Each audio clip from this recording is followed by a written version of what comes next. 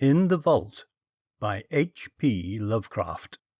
Dedicated to C.W. Smith, from whose suggestion the central situation is taken.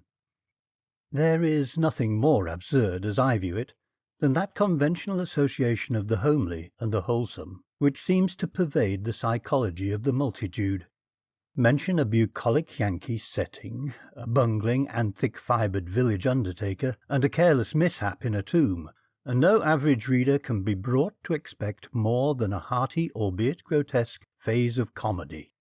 God knows, though, that the Porossi tale which George Birch's death permits me to tell has in it aspects besides which some of our darkest tragedies are light. Birch acquired a limitation and changed his business in 1881, yet never discussed the case when he could avoid it. Neither did his old physician, Dr. Davis, who died years ago. It was generally stated that the affliction and shock were results of an unlucky slip whereby Birch had locked himself for 9 hours in the receiving tomb of Peck Valley Cemetery, escaping only by crude and disastrous mechanical means. But while this much was undoubtedly true, there were other and blacker things which the man used to whisper to me in his drunken delirium toward the last. He confided in me because I was his doctor, and because he probably felt the need of confiding in someone else after Davis died. He was a bachelor, wholly without relatives. Birch, before 1881, had been the village undertaker of Peck Valley, and was a very calloused and primitive specimen, even as such specimens go.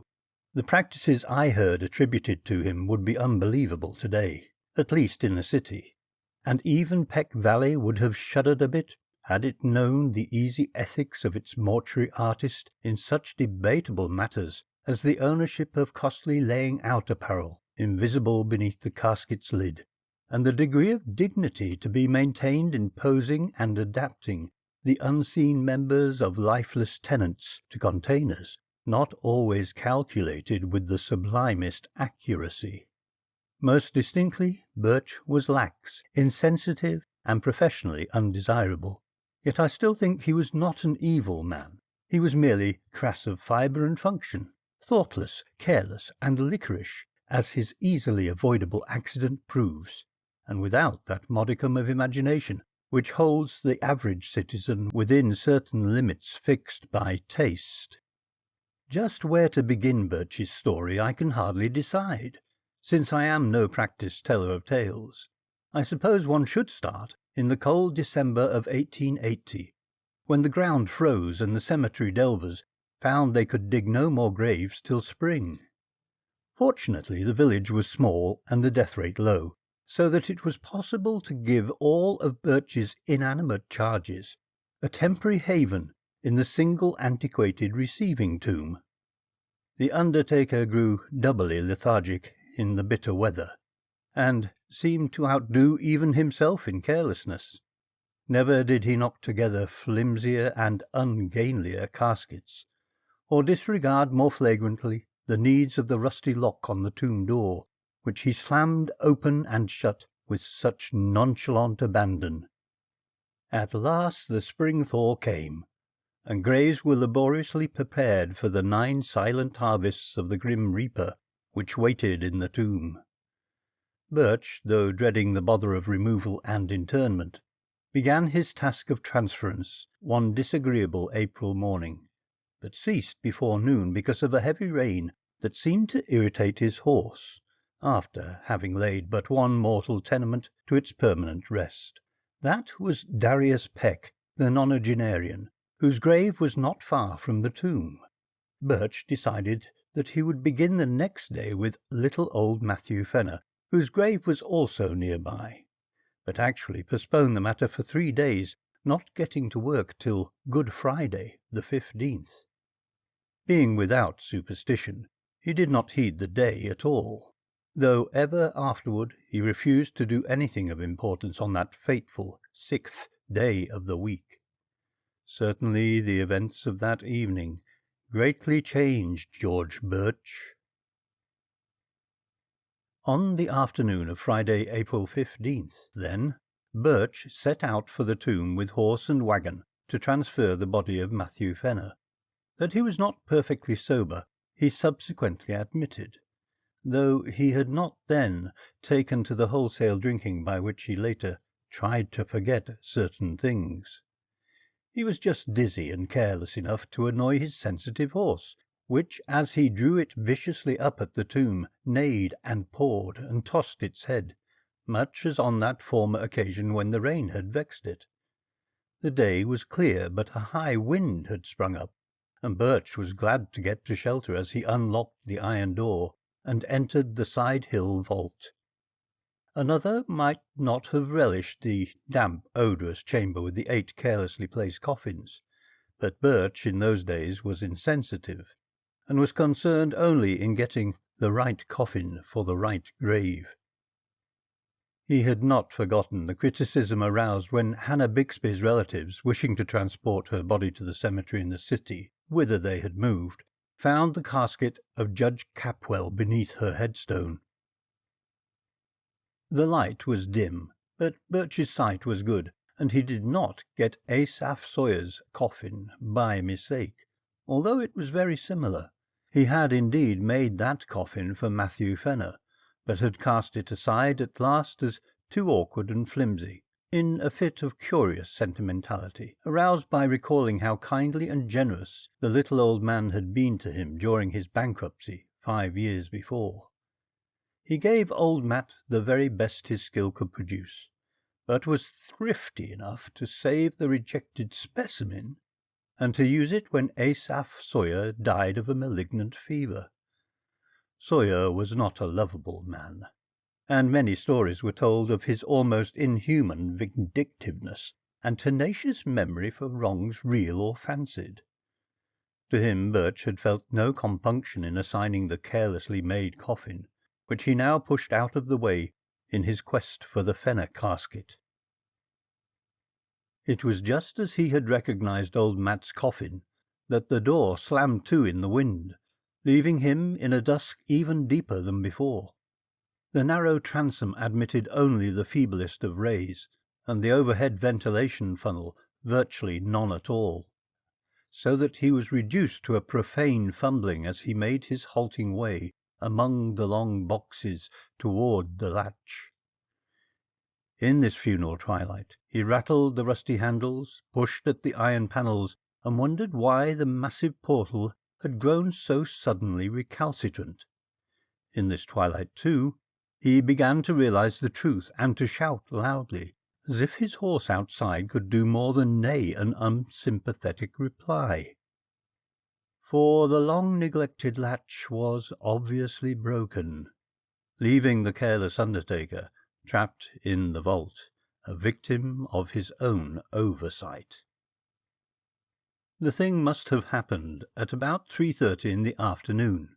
Birch, being by temperament phlegmatic and practical, did not shout long, but proceeded to grope about for some tools which he recalled seeing in a corner of the tomb.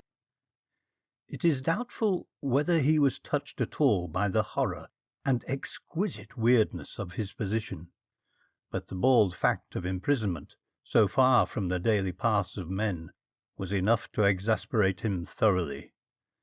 His day's work was sadly interrupted, and unless chance presently brought some rambler hither, he might have to remain all night or longer. The pile of tools soon reached, and a hammer and chisel selected, Birch returned over the coffins to the door. The air had begun to be exceedingly unwholesome, but to this detail he paid no attention as he toiled, half by feeling, at the heavy and corroded metal of the latch. He would have given much for a lantern or a bit of candle, but lacking these, bungled semi-sightlessly as best he might. When he perceived that the latch was hopelessly unyielding, at least to such meagre tools and under such tenebrous conditions as these, Birch glanced about for other possible points of escape. The vault had been dug from a hillside, so that the narrow ventilation funnel in the top ran through several feet of earth, making this direction utterly useless to consider. Over the door, however, The high, slit-like transom in the brick facade gave promise of possible enlargement to a diligent worker. Hence, upon this his eyes long rested as he racked his brains for means to reach it. There was nothing like a ladder in the tomb, and the coffin niches on the sides and rear, which Birch seldom took the trouble to use, afforded no ascent to the space above the door. Only the coffins themselves remained as potential stepping-stones, and as he considered these he speculated on the best mode of arranging them. 3 coffin heights, he reckoned, would permit him to reach the transom, but he could do better with 4. The boxes were fairly even and could be piled up like blocks, so he began to compute how he might most stably use the 8 to rear a scalable platform 4 deep. As he planned, he could not but wish that the units of his contemplated staircase had been more securely made. Whether he had imagination enough to wish they were empty is strongly to be doubted. Finally, he decided to lay a base of 3 parallel with the wall, to place upon this 2 layers of 2 each, and upon these a single box to serve as the platform. This arrangement could be ascended with a minimum of awkwardness, and would furnish the desired height. Better still, though, he would utilize only 2 boxes of the base to support the superstructure, leaving one free to be piled on top in case the actual feat of escape required an even greater altitude. And so the prisoner toiled in the twilight, heaving the unresponsive remnants of mortality with little ceremony as his miniature Tower of Babel rose course by course. Several of the coffins began to split under the stress of handling, and he planned to save the stoutly built casket of little Matthew Fenner for the top, in order that his feet might have as certain a surface as possible. In the semi-gloom he trusted mostly to touch to select the right one, and indeed came upon it almost by accident, since it tumbled into his hands as if through some odd volition after he had unwittingly placed it beside another on the 3rd layer. The tower at length finished, and his aching arms rested by a pause during which he sat on the bottom step of his grim device. Birch cautiously ascended with his tools and stood abreast of the narrow transom. The borders of the space were entirely of brick, and there seemed little doubt but that he could shortly chisel away enough to allow his body to pass. As his hammer blows began to fall, the horse outside whinnied in a tone which may have been encouraging, and may have been mocking. In either case it would have been appropriate, for the unexpected tenacity of the easy-looking brickwork was surely a sardonic commentary on the vanity of mortal hopes, and the source of a task whose performance deserved every possible stimulus. Dusk fell, and found Birch still toiling. He worked largely by feeling now, since newly gathered clouds hid the moon, and though progress was still slow, he felt heartened at the extent of his encroachments on the top and bottom of the aperture. He could, he was sure, get out by midnight, though it is characteristic of him that this thought was untinged with eerie implications. Undisturbed by oppressive reflections on the time, the place, and the company beneath his feet, he philosophically chipped away the stony brickwork, cursing when a fragment hit him in the face, and laughing when one struck the increasingly excited horse that pawed near the cypress tree. In time the hole grew so large that he ventured to try his body in it now and then, shifting about so that the coffins beneath him rocked and creaked. He would not, he found, have to pile another on his platform to make the proper height, for the hole was on exactly the right level to use as soon as its size might permit. It must have been midnight at least when Birch decided he could get through the transom. Tired and perspiring despite many rests, he descended to the floor and sat a while on the bottom box to gather strength for the final wriggle and leap to the ground outside. The hungry horse was neighing repeatedly and almost uncannily, and he vaguely wished it would stop. He was curiously unelated over his impending escape, and almost dreaded the exertion, for his form had the indolent stoutness of early middle age. As he remounted the splitting coffins, he felt his weight very poignantly, especially when, upon reaching the topmost one, he heard that aggravated crackle which bespeaks the wholesale rending of wood. He had, it seems, planned in vain when choosing the stoutest coffin for the platform, for no sooner was his full bulk again upon it than the rotting lid gave way, jouncing him 2 feet down on a surface which even he did not care to imagine. Maddened by the sound or by the stench which billowed forth even to the open air, the waiting horse gave a scream that was too frantic for a neigh, and plunged madly off through the night, the waggon rattling crazily behind it. Birch, in his ghastly situation, was now too low for an easy scramble out of the enlarged transom, but gathered his energies for a determined try. Clutching the edges of the aperture, he sought to pull himself up, when he noticed a queer retardation in the form of an apparent drag on both his ankles. In another moment he knew fear for the first time that night, for, struggle as he would, he could not shake clear of the unknown grasp which held his feet in relentless captivity. Horrible pains, as of savage hounds, shot through his calves, and in his mind was a vortex of fright mixed with an unquenchable materialism that suggested splinters, loose nails, or some other attribute of a breaking wooden box. Perhaps he screamed.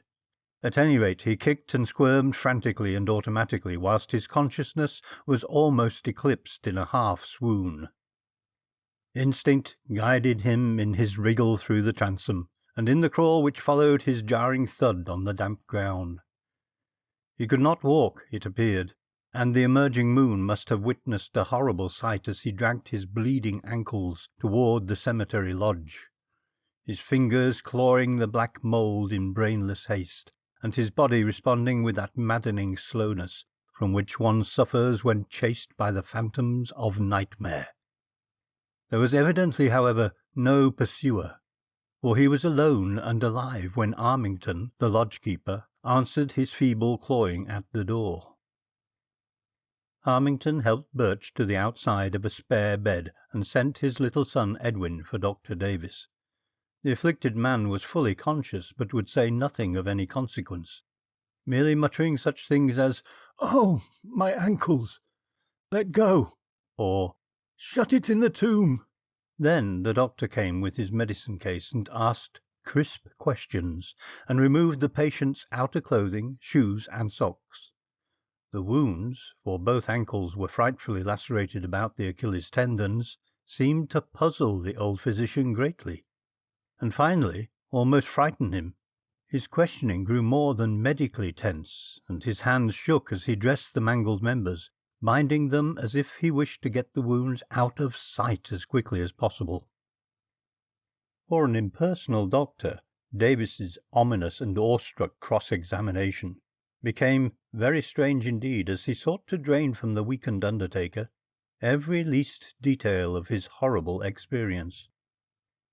He was oddly anxious to know if Birch were sure, absolutely sure, of the identity of that top coffin of the pile, how he had chosen it, how he had been certain of it as the Fenner coffin in the dusk, and how he had distinguished it from the inferior duplicate coffin of vicious Asaph Sawyer's.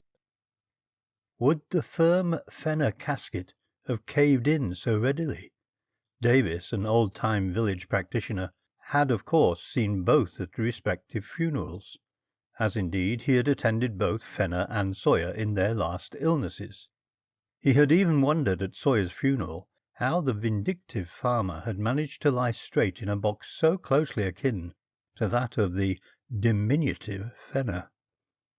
After a full 2 hours Dr. Davis left, urging Birch to insist at all times that his wounds were caused entirely by loose nails and splintering wood. What else, he added, could ever in any case be proved or believed? But it would be well to say as little as could be said, and to let no other doctor treat the wounds. Birch heeded this advice all the rest of his life, till he told me this story, and when I saw the scars, ancient and whitened as they then were, I agreed that he was wise in so doing. He always remained lame, for the great tendons had been severed, but I think the greatest lameness was in his soul. His thinking process, once so phlegmatic and logical, had become ineffaceably scarred, and it was pitiful to note his response to certain chance allusions such as Friday, tomb, coffin, and words of less obvious concatenation. His frightened horse had gone home, but his frightened wits never quite did that. He changed his business, but something always preyed upon him. It may have been just fear, and it may have been fear mixed with a queer belated sort of remorse for bygone crudities. His drinking, of course, only aggravated what it was meant to alleviate. When Dr. Davis left Birch that night, he had taken a lantern and gone to the old receiving tomb. The moon was shining on the scattered brick fragments and marred façade, and the latch of the great door yielded readily to a touch from the outside. Steeled by old ordeals in dissecting rooms, the doctor entered and looked about, stifling the nausea of mind and body that everything in sight and smell induced. He cried aloud once, and a little later gave a gasp that was more terrible than a cry. Then he fled back to the lodge and broke all the rules of his calling by rousing and shaking his patient, and hurling at him a succession of shuddering whispers that seared into the bewildered ears like the hissing of vitriol. "It was Asaph's coffin, Birch, just as I thought. I knew his teeth, with the front ones missing on the upper jaw. Never for God's sake show those wounds. The body was pretty badly gone, but if I ever saw vindictiveness on any face or former face, you know what a fiend he was for revenge, how he ruined old Raymond 30 years after their boundary suit, and how he stepped on the puppy that snapped at him a year ago last August. He was the devil incarnate, Birch, and I believe his eye for an eye fury could beat old Father Death himself. God, what a rage!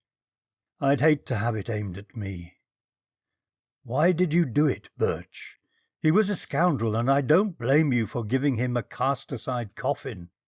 But you always did go too damned far. Well enough to skimp on the thing some way, but you knew what a little man old Fenner was. I'll never get the picture out of my head as long as I live. You kicked hard, for Asaph's coffin was on the floor.